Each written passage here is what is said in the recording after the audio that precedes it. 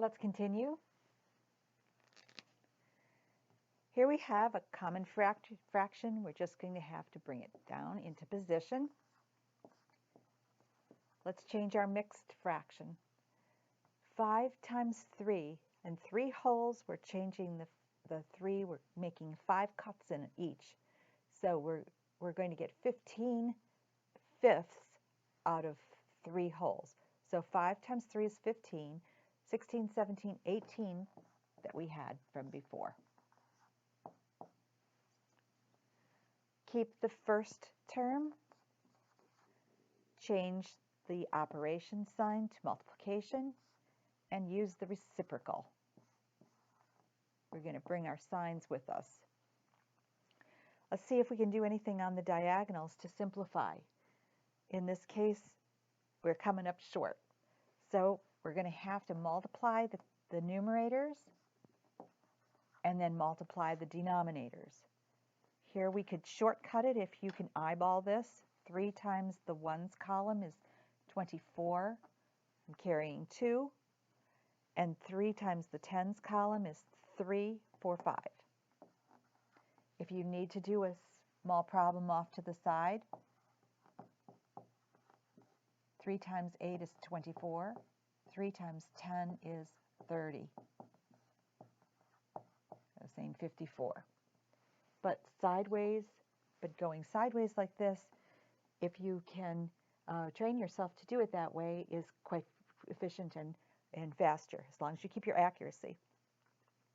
Now our final answer needs to be considered to see if it can go into lower terms than what it is. We would need a 5 in order to reduce this farther, and 5s, you have to have a 5 or a 0 on the ends of each number. So this fraction is in lowest terms. Let's catch the sign. Are the signs the same? Are those signs the same? Yes, that's a positive response to that question. So this is also positive. Another problem, we have 16 whole. This is a whole number, so we're going to turn that into an improper fraction. It's 16 over 1, because whole numbers are one big giant piece. This is a common fraction, so right away we can change our operation and use the reciprocal. Now we're going to see if we can simplify on the diagonals.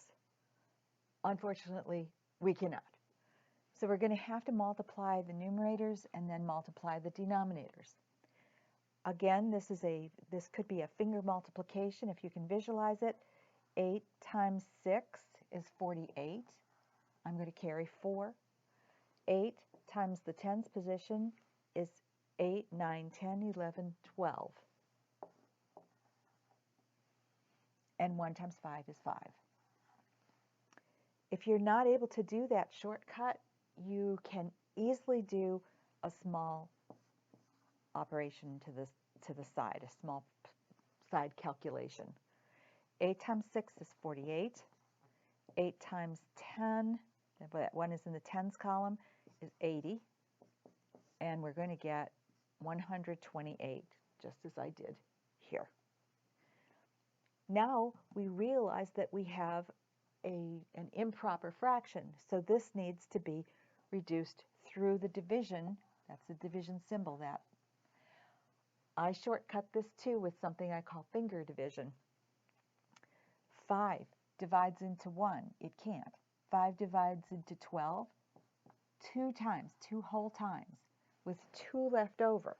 So I'm going to put a little baby 2 here next to the 8. That becomes a 28. 5 divides into 28 5 times, because 5 times 5 is 25, 26, 27, 28. I have a remainder of 3.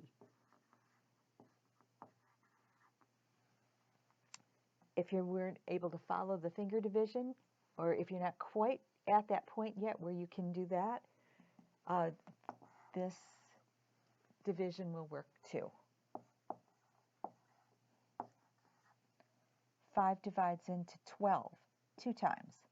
2 times 5 is 10. 5 divides into 28 5 times, because 5 times 5 is 25. Remainder of 3.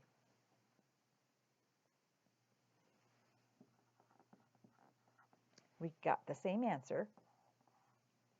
This wasn't, it didn't take a whole lot of time, but there was some extra work involved in it. This one is a little faster if you can get used to it. All right, let's check to see what the sign of our answer is going to be. We go back. Are the signs the same? Yes, that is a positive answer. So our symbol is positive.